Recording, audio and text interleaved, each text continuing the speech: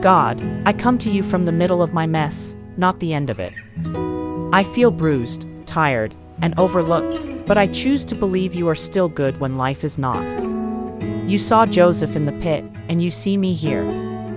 You are not confused by my chaos or intimidated by my pain. Take what was meant to crush me and turn it into something only you can do: character, calling, and compassion. Give me the grit to show up one more day, take one more step, pray one more prayer.